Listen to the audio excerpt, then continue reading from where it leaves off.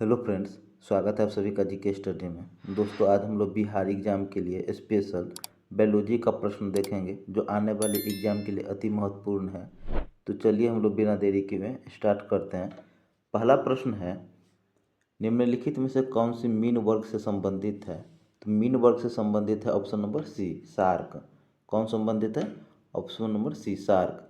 Next है, निम्नलिखित में से कौन सा विकल्प समरूप अंग का उदाहरण नहीं है? तो ये उदाहरण नहीं है बंदर के हाथ, ऑप्शन नंबर डी। कौन सा विकल्प समरूप अंग का उदाहरण नहीं है? Option number D. Next question देखेंगे। नेक्स्ट है, ओलिव रिडले कछुआ को किस नाम से जाना जाता है? तो ये जाना जाता है पैसिफिक रिडले सागरीय कछुआ। कौन सा?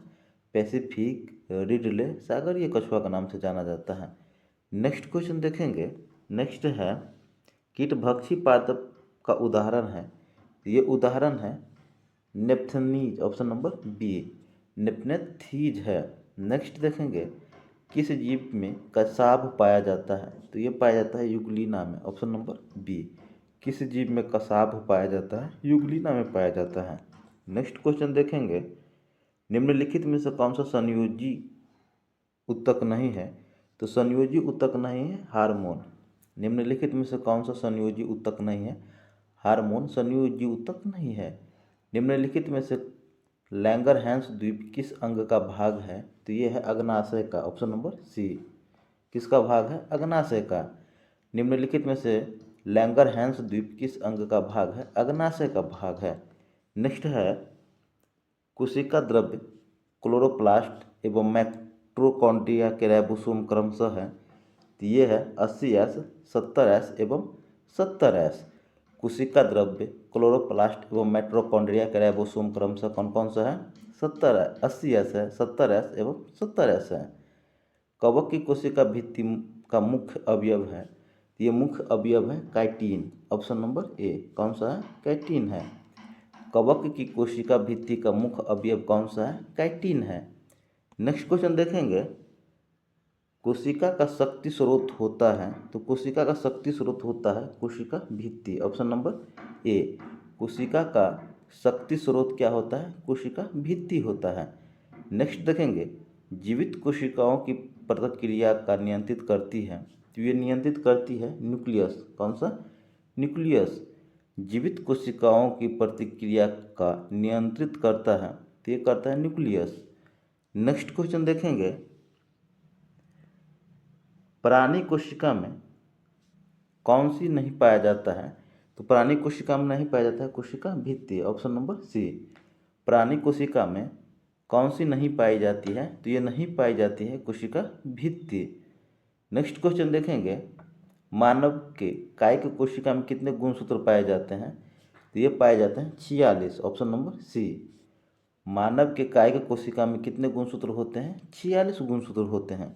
नेक्स्ट देखेंगे। नेक्स्ट क्वेश्चन है, आहार नाल की सबसे बाहरी परत कहलाती है। तो आहार नाल की सबसे बाहरी परत सिरोसा कहलाती है, ऑप्शन नंबर ए। आहार नाल की सबसे बाहरी परत क्या कहलाती है? सिरोसा कहलाती है। नेक्स्ट है, मानव के शरीर की कौन सी धमनी ऑक्सीजन रहित रक्त ले जाती है? तो ये रक्त ले जाते हैं फुसफुस धमनी, ऑप्शन नंबर सी।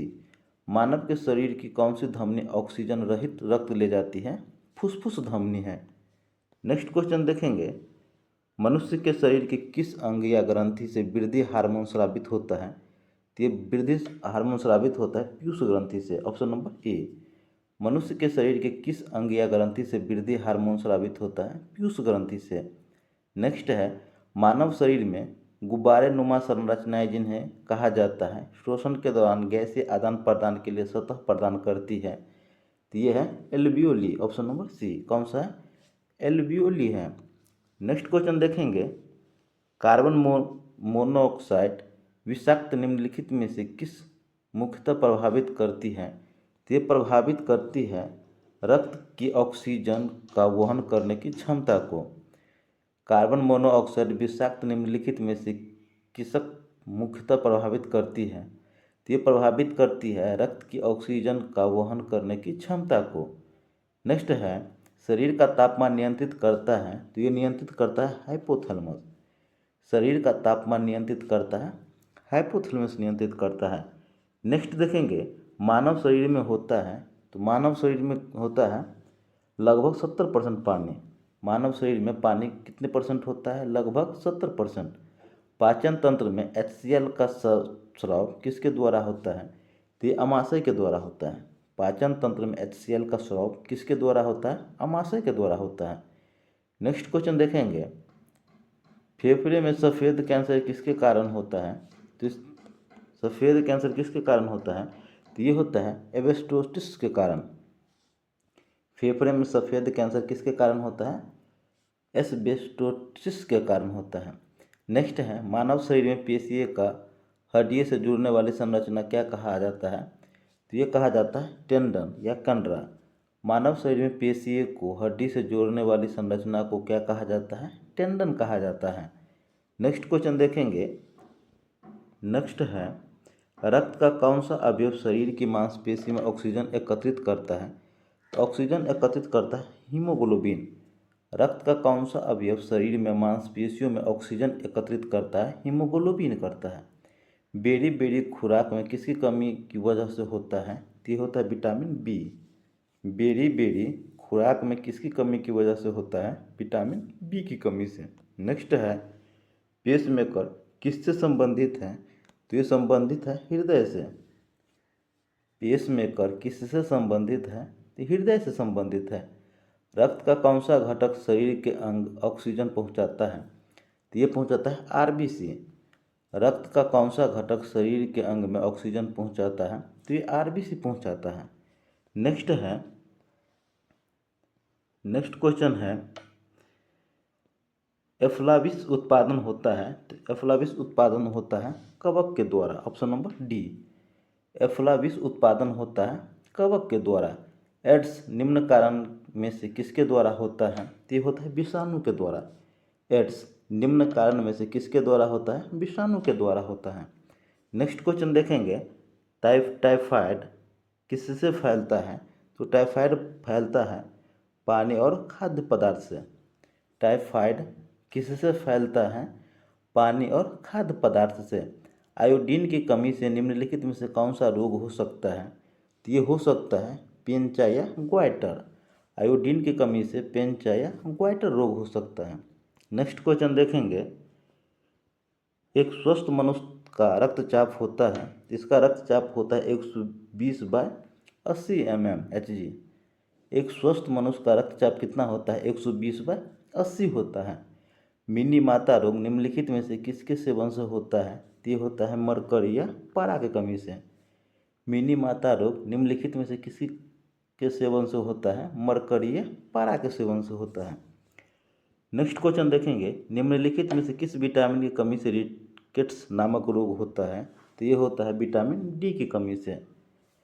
मानव शरीर में किसकी कमी से रिकेट्स नामक रोग होता है? तो ये होता है विटामिन डी की कमी से। मानव के पाचन तंत्र में पाचन की क्रिया कहाँ प्रारंभ होती है? तो ये होता है मुख गुहिका में।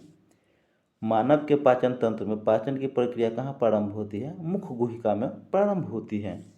नेक्स्ट क्वेश्चन देखेंगे ओमेगा 3 एक वर्ग है, तो ये वर्ग है हार्मोन का। ओमेगा 3 एक वर्ग है हार्मोन्स का एक वर्ग है। गोल्डन रैश किस रोग से बचाव में सहायक हो? ये है जीरोप्थेल्मिया। गोल्डन रैश किस रोग से बचाव में सहायक है? जीरोप्थेल्मिया रोग में। नेक्स्ट क्वेश्चन देखेंगे पेयजल में निम्नलिखित में से किसकी अधिकता के कारण ब्लू बेबी सिंड्रोम होता है? तो ये है नाइट्रेट। कौन सा है? नाइट्रेट है।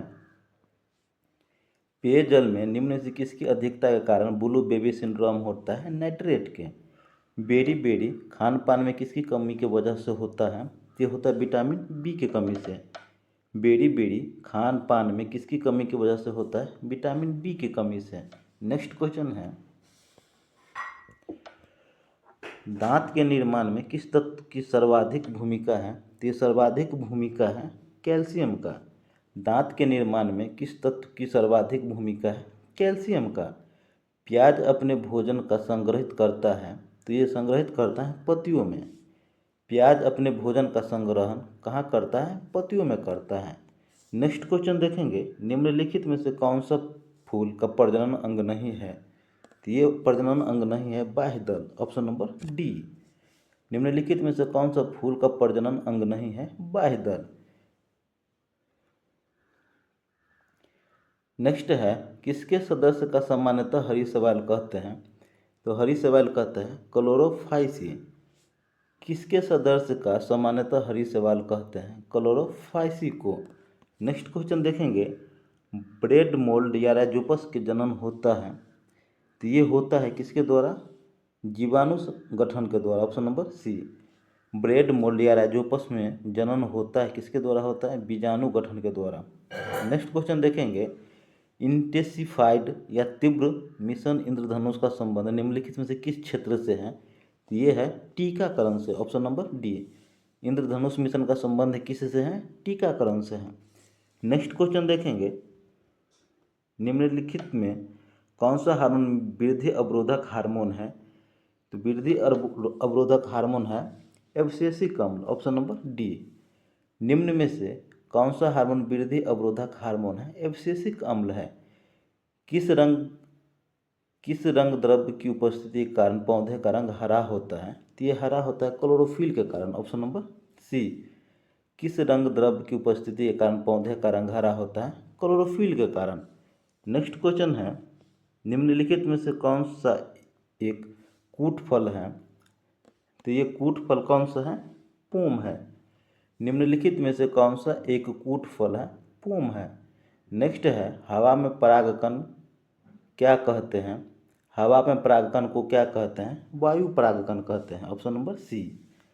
हवा में परागकण को क्या कहते हैं? वायु परागकण कहते हैं।